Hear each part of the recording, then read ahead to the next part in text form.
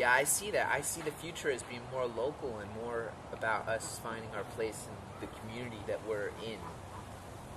Yeah, that whole tribal size human culture, I think that's where we'll end up. I mean, whether it's going to be a slow descent like, Holmgren talks about, when it can be a nice slow descent, or if it ends up being a collapse, whatever way it works out, I think that's going to be the final, well, not the final, but that's where it'll be something that is sustainable, that will be able to culture to go on into the future. Small is beautiful. Oh, that's a great book. Yeah. Yeah. So would you like to add anything or talk about anything with the members of Code Green community? No, I think, we covered a lot here, so I think that's pretty good. Well, thank you very much for showing your farm, and thank you for just being you. Anytime, yeah. Come on up, folks. I mean, this is open. I'd love people to see it. So, yeah, just check the website, and Eric can get you directions up here. So. Now, you have people come by on Saturdays to help you out? You have a little market? Yeah, that's just going to get into swing, because it's been a little slow this year with the cold weather. So I'd say after the first of the year, every Saturday from 1, so after nap time, to 5, I invite people in. I call it a garden gathering. So it's a gathering of food. You can buy some of the stuff I gather for Sweetwater Market the next day, or you can hang out with gardeners.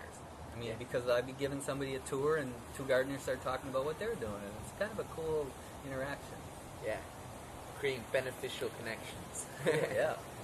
Well, thank you very much, Jim. Thank you.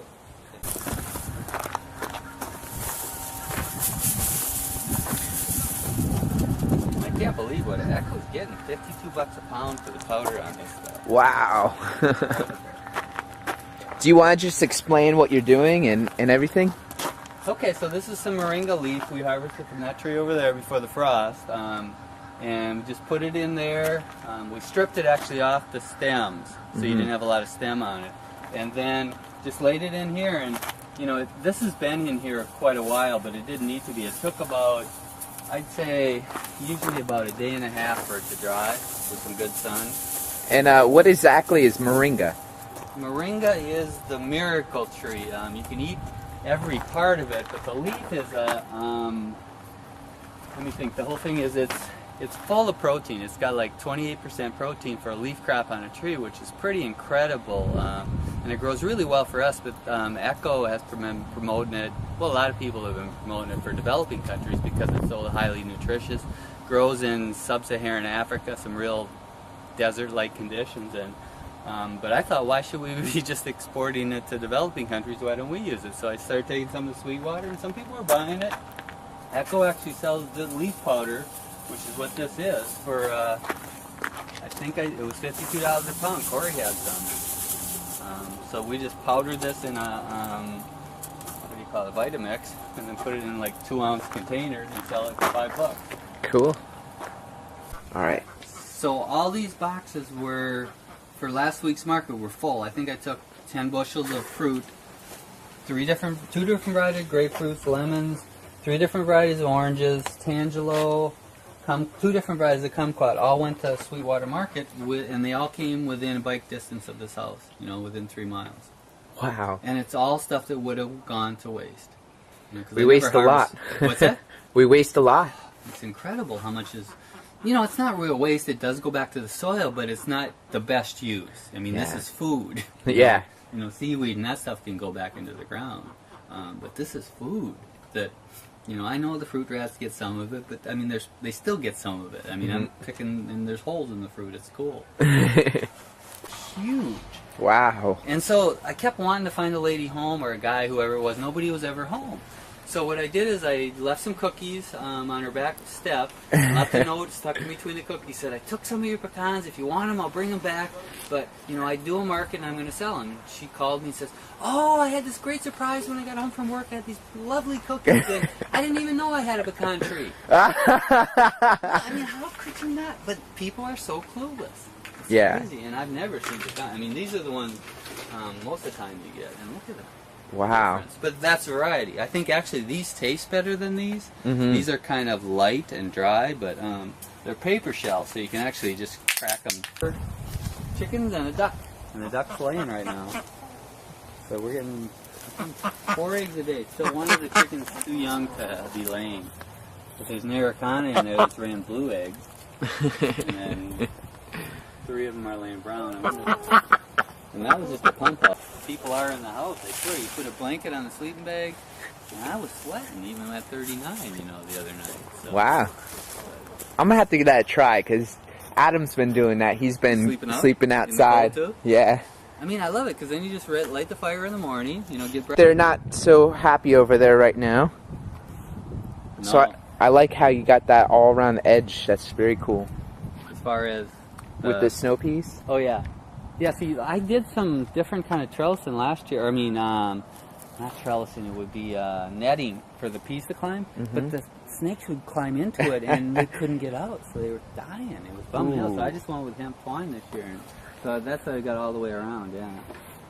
And then I used the roof for my soil blocks up top there. So that's where I keep, because there's a little more sunlight there. Because around here I don't get a lot of sunlight, so yeah, I put see. them up there, and I jump up there and water every day. But this one I'll be harvesting, actually probably, yeah, Saturday morning I'll be harvesting some leaves out of here. And then the same thing, I'm doing a staggered planting, so these are planted quite a while ago, and I just planted these not too long ago, and they're coming up. And so that's the same thing, that's that intermediate strip between the small plants and the big plants. And then these are some spinaches that I planted in the multi-blocks that I was telling you about, and they seem to be thriving, because I've never had a lot of luck with spinach. And they seem like they're doing better this year. But this will be, yeah, I think this, right now I'm really excited, because this is probably the best it's looked in the 4 years I've grown here. So. And then awesome. Still some new stuff too. This was a mash, M-A-C-H-E. It's a very cold green. They grow in the greenhouses up north in like 10 degrees. We'll see. It's the feeling I get. But I mean, he gets a lot of broccoli. Now, do you want to just talk about this gentleman's house? Well, George, he started growing, I think, you know, he saw what I was doing maybe 4 years ago, so he started planting some broccoli. He loves broccoli. I can tell. Look at all the broccoli. Yeah, I think he's got 120 plants, he said. So he started planting 2 years ago and had quite a bit, and he actually grew so much that his family got sick of it, so I started taking the excess to market and giving him half the money I got for it. Yeah, so this is planted only about a week and a half ago. I think these are the mini blocks right into the ground instead of going into that next size. So I wonder, I bet they're popped out pretty good. Yeah, see, look at how far the roots have come out into the soil already. And these were just like half this size when they were planted. They're still a little, you know, what would you say, they're tougher to, I mean, if you have a really dry time, these would suffer more than the ones in the bigger blocks. Probably switch charge there. Switch charge on that one. Let's see what I got here. Okay, so these are them. You got to try these when they're done. I've sampled them in Maine. They're called Hakurei radish or Hakurei turnips, and they're like these huge white radishes, but they're sweet as candy. And they grew for Elliot Coleman in his cold house during the coldest time of the year, so I figured they'd thrive here during our real cold time, and they seem to be doing really good. I've got some up there that are bigger, and I'll go look at those. But this is a new planting, and then that one's going to be the last planting of the year. So I've got a real good succession. And that's your key, is you just succession. You start one area off and then you go on to the next area? Yeah, that way I've always got different age plants coming. Yeah. I probably did a little too tight this year, but I just wanted to get things in the ground. So the one I did before we left for, isn't this fucking amazing? Yeah, it is. Look at this. It's just popping up. That came up on its own from last year. That's a mustard that came up on its own. I think I saw it. Yeah, look at this one too. Oh, here. And let me think. Where did I see it? Yeah, here's another one. A lettuce. It's Tango. So I mean, when they want to grow, they just decide. They've been sitting there all year. Yeah, that's awesome. Oh yeah, that's the peach. Yeah, I can see the leaves. Yeah. Yeah. So that one actually will start dropping the leaves, and the flowers will come out here. Probably not in too long. But, and then we'll see. I bet we have peaches this year. But so this is the stuff I planted right before I went to Europe in the feedlot, and a lot of them didn't do well. Melissa didn't take very good care of them, but these are definitely harvestable. This is what, so what I'll go through is just take, go on into the future. Small is beautiful. Oh, that's a great book. Yeah. So would you like to add anything or talk about anything with the members of Co-Green community?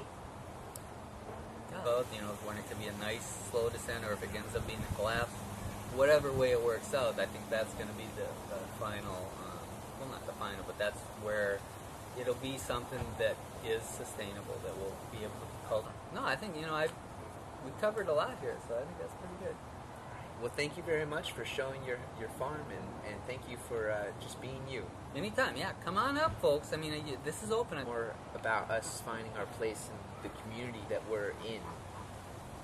Yeah, that whole tribal size human culture, I think that's where we'll end up. I mean, whether it's going to be a slow descent like, Holmgren talks about,